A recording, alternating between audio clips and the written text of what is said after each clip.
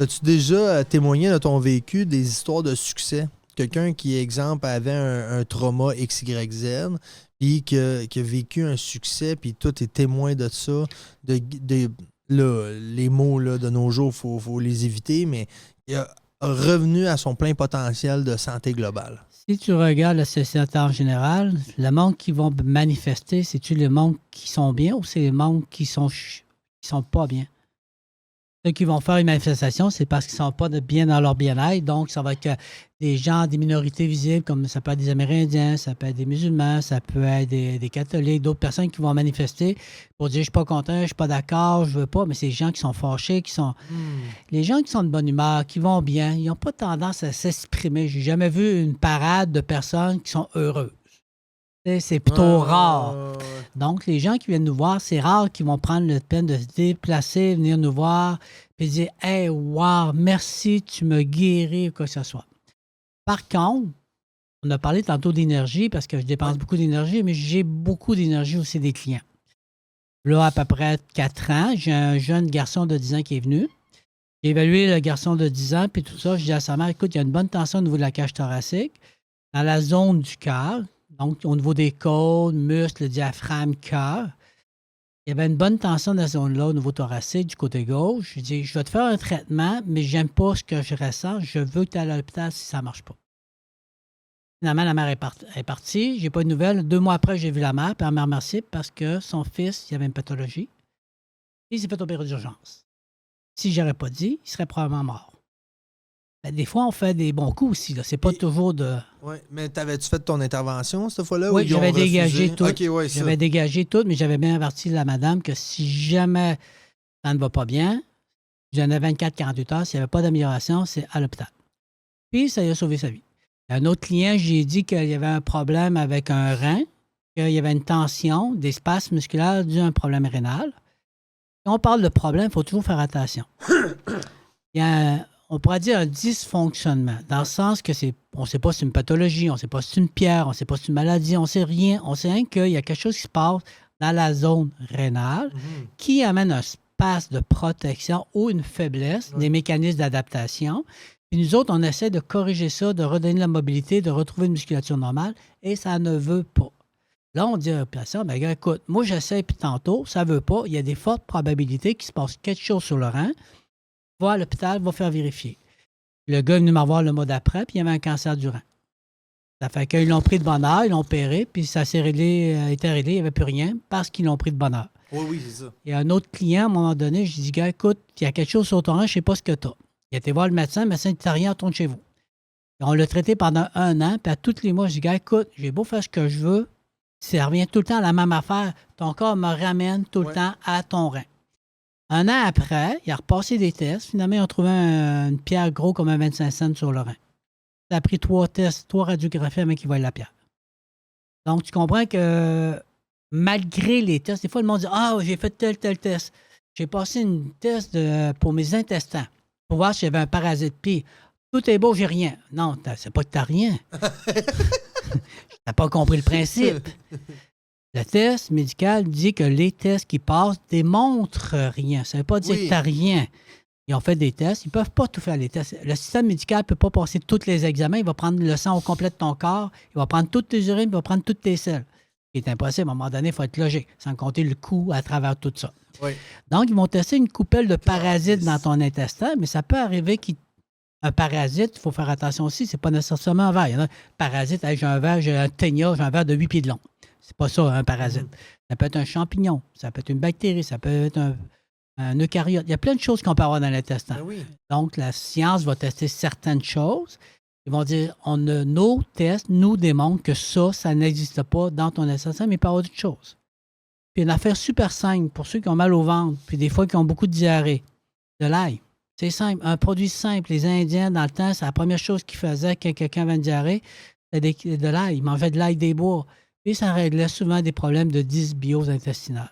C'est quoi ça, dysbiose intestinale? C'est un débalancement de ta flore intestinale. Ah, OK, oui, c'est ça. Fait que de l'ail. De l'ail. Tu as mangé quelque chose qui n'était pas clean, tu peux prendre de l'ail.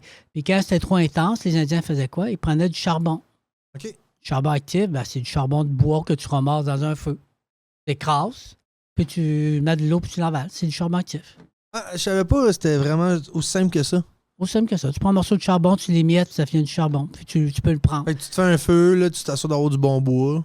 Ouais. Ton bois, à la fin, il est éteint et la braise, elle l'a pas tout consommé. Il reste encore du bois.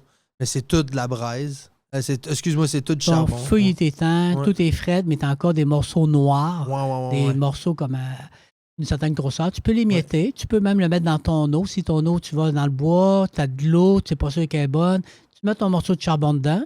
Tu le laisses tremper quelques heures. Ton eau va venir un petit peu noire. Pas plus grave que ça. Tu vas tout simplement boire du charbon actif. Ce qui va te désintoxiquer si tu as mangé un champignon qui n'est pas bon ou mangé quelque chose qui n'est pas bon. Oh, ouais. Puis en plus, ton eau va être normalement, ne devrait plus avoir de toxines dedans normalement. Ça détruit les bactéries, les virus, les champignons, ça détruit à peu près tout. Donc, on comprend. Juste parce que ça a été brûlé, le bois a été brûlé. Qu'est-ce qui reste? Il n'y a plus rien qui se développe dessus.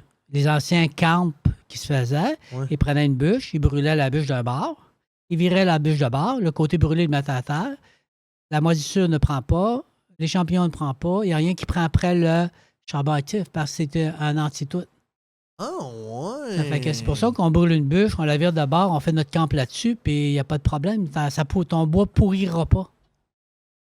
Fait qu'il y a quand même plusieurs petits trucs de base simples à faire. C'est ça qu'après ça, quelqu'un a dû penser, mais je vais le mettre dans mon corps, il n'y a rien qui peut. En tout cas, ouais. Ben là, probablement qu'à un moment donné, il faut bien comprendre que moi, je suis amérindien, donc ça m'intéresse. Ouais. Quand les Blancs sont arrivés, il y a 400 ans, les hosties blancs. Les Européens, pas les hosties blancs, les Blancs. Les Européens, parce qu'il n'y avait pas nécessairement que des Blancs en Europe, il faut bien comprendre qu'il y avait quand même des Africains, il y avait toutes sortes de monde.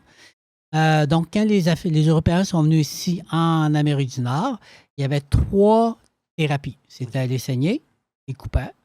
Il y avait les sangsues qui suçaient le sang. Ouais. Puis, il y avait, après ça, les ventouses.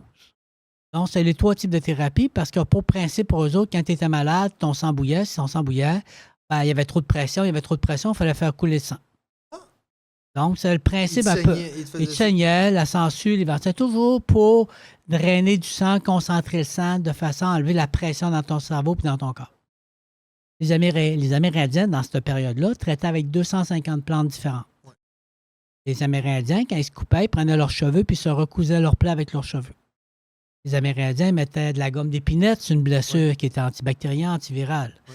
Donc, on comprend-tu que quand les Blancs sont arrivés ici, les Européens sont arrivés ici, c'était totalement différent comparativement à aujourd'hui. Ouais. Le premier livre médical qui a été écrit a été basé sur des jésuites qui ont pris des notes sur les thérapies que les Amérindiens faisaient. La science a beaucoup évolué, mais ça reste que les principes de thérapie amérindienne qui existaient il y a 400 ans sont encore bonnes. Ben oui. Ils sont encore bonnes, puis il y a plein de choses qu'on peut faire. T'en as-tu d'autres qui te viennent à l'esprit vite? J'en ai plein qu'on peut faire. J'ai plein de livres chez nous. Il existe plein de livres aussi qui existent, puis c'est prendre le temps de lire. Puis l'ordre des chiro, eux autres, là-dedans? Je ne l'utilise pas à la clinique. OK, parfait. Mais... Qui reste dans le bois, qui va dans le bois, reste dans le bois. Oui, très bien dit. Mais je suis content. Moi, j'ai appris quelque chose à soir, le charbon actif. Une bonne source de bois, bien brûlée. Puis après ça, je peux... C'est plus simple de t'acheter des capsules de charbon actif, par contre. OK. C'est plus sûr. C'est pas plus sûr, mais c'est plus facile. Ouais. La deuxième des choses, c'est que ça ne fait pas de marde partout chez vous. Bon point. Puis, tu ne mets pas le feu dans la maison ou dans le camp. Oui, c'est ça. Mais de le savoir, surtout. Oui, mais on peut en acheter. Tout le monde peut en acheter en ville. Tu vas à la pharmacie, ils vendent des capsules de charbon actif. Tu as mangé de la pizza passée de date. Tu as mangé un champignon qui n'est pas bon. Tu prends du charbon actif, puis ça va neutraliser tout. Mais il faut faire attention, ça neutralise tout. La madame qui prend des anovulants et qui prend du charbon actif va peut-être neutraliser ses médicaments et ça peut entraîner d'autres problèmes de santé. Donc, il faut toujours faire attention à ce qu'on prend. Mais c'est pour ça que j'aime ça le comprendre dans ce sens-là. Tu sais, comme je n'étais pas au courant, moi, tu brûles le côté d'un morceau de bois puis tu le mets au sol puis il n'y a pas rien qui va pogner dessus. Là, pas se poser. Oui, je comprends. La conversation des absolus. Mais tu sais, le principe est super bon. Fait que là, après ça, d'amener ce principe-là de l'ingérer puis qu'il n'y a rien qui... ça désinfecte. En tout cas, c'est super intéressant. Désinfecte, c'est pas le bon mot, là, mais le mettre dans l'eau, là, fait que ça purifie. Puis là, c'est super intéressant que ça désactive potentiellement même d'autres suppléments ou d'autres médicaments. Tout à fait. Donc, si tu prends des médicaments pour le cœur, des médicaments pour ta thyroïde, des médicaments, puis tu prends du charbon actif, il faut être conscient que le charbon peut neutraliser certains médicaments. Donc, il faut toujours quand même faire C'est sûr, tu me dis que je suis en train de mourir empoisonné, ben écoute, tu t'en fous un petit peu de tes annevilins, là. Prends-les le produit, là. Et si tu n'as pas d'indication majeure, de toute manière, il y a tellement de choses aujourd'hui. Quand on prend quelque chose, c'est quand même prendre le temps de s'informer. On est chanceux, on a Internet aujourd'hui. Alors, on peut aller sur Internet, poser des questions par rapport à un produit. Il faut faire aussi attention qu'on tombe dans les pathologies. Parce que c'est super facile de se perdre, surtout dans les hernies discales. Moi, personnellement, sur 100 personnes qui viennent à la clinique avec un diagnostic d'hernie discale, il y a une personne qu'on ne peut rien faire. Sur les 100 personnes qui ont un diagnostic d'hernie discale, ils ont toute la gang une hernie discale. Le problème, c'est que c'est jamais tout le monde la même grosseur. Il y a des petites, des moyennes, des grosses. Il y a des petites qui foutent le bordel total, puis il y a des grosses qui foutent absolument rien. C'est toujours l'emplacement de l'hernie qui est importante. Alors, il faut bien comprendre, sur 100, presque tout le monde a des hernies. Cependant, sur 100, il y en a peut-être un ou deux qui a une hernie qui est vraiment mal foutue, qui comprime un nerf, qui bloque un nerf, et que là, ça devient une urgence. Les autres, la plupart du temps, en quelques traitements, on est capable de récupérer la personne. Ouais. Mais j'ai aussi beaucoup de personnes qui viennent pour un diagnostic de hernie et qu'il n'y a pas de hernie. Alors, vous comprenez que si vous allez sur Internet sur hernie discale, vous allez avoir 2000, 3000, 4000 sites Internet. La plupart vont vous répéter ce que le système médical vous répète. Mais si vous allez voir la médecine chinoise, ça va être différent. Si vous allez voir la médecine ayurvédique, ça va être différent. Si vous allez voir la médecine médicale, ça va être différent. Si vous allez voir un chiro, ça va être légèrement différent de la médecine médicale. Mais si c'est un jeune chiro, ça va être pareil. Si c'est un chiro de 30 ans, ça va être totalement différent. Si vous allez voir différents intervenants, ça va changer beaucoup d'une personne à l'autre par rapport à une hernie discale. Donc, on peut avoir de tout. Et Google va vous donner c'est ce que le monde consulte le plus. Donc, vous allez avoir beaucoup d'informations d'un point de vue médical. Puis, ils vont vous dire, vous avez une hernie, vous devez vous faire opérer, vous êtes handicapé, vous allez mourir. Vous allez mourir avec ça. C'est ce que Internet va vous dire, puis c'est pas ça la réalité. Puis, prends un peu d'amphétamine opioïde en attendant. C'est en plein ça. Y aller lentement, là, tu sais. Engourdis ton mal, puis attends que ça passe. Ça, pose pas de questions. Pas trop. Mais, fait que j'adore ça, justement. Je pensais pas aller dans les connaissances autochtones, parce que c'est ça, c'est autochtone, le charbon activé, puis les autres choses que tu as entendues. Et comme je te disais, il y a 200, les Indiens traitaient avec 250 plantes et plus. Ça fait qu'on s'entend-tu qu'on peut reparler de toutes sortes de plantes qui peuvent aider. Les premiers Européens qui sont arrivés ici, il y avait le scorbut. C'est des Indiens qui ont traité avec de l'escorce de saule. OK. Donc, on sait aussi qu'on peut tirer aussi l'aspirine de certains arbres aussi pour les maux de tête, l'inflammation, l'irritation. Ouais. L'aspirine, ils viennent de comprendre, ça fait pas 10 ans qu'ils ont compris, peut-être 15 ans qu'ils ont compris le mécanisme de l'aspirine. OK. Et l'aspirine, c'est un anti-inflammatoire, mais comment ça fonctionne dans le corps, ils ne savaient pas. OK. Ils faisaient juste le consommer, puis... Ils savaient que ça fonctionnait, ils savaient que c'était un anticoagulant, ils savaient que ça amenait beaucoup de bienfaits, ils savaient que trop pouvait amener d'autres problèmes. Parce qu'on a bien beau parler d'anti-inflammatoire, wow, c'est le fun, ça enlève l'inflammation, mais ça peut créer 13 pathologies différentes. Ça peut créer des problèmes de yeux, problèmes de pancréas, problèmes d'estomac, d'intestin, ça peut créer plein d'autres affaires. Donc, il faut faire attention avec les anti-inflammatoires. On sait que le Tylenol, c'est bien bon pour engourdir la douleur, mais trop, tu peux scraper ton foie. Il faut faire attention aussi. Justement, ça me fait penser à quelque chose. Moi, j'ai appris une technique anti-inflammatoire sans comprimer, sans consommer rien. Puis dans le fond, je l'ai essayé. Dans le fond, c'est un bac d'eau froid puis un bac d'eau chaud. Puis dans le fond, de garder... Si votre intérêt a été piqué et vous voulez en savoir plus, nos épisodes complets se retrouvent sur Rumble et Spotify. Vous n'avez qu'à cliquer sur le lien ci-dessous dans la description et venez regarder des gens passionnants qui veulent, comme nous, continuer à servir. Continuez à servir. Réseautage. Santé globale. The only rule is to survive.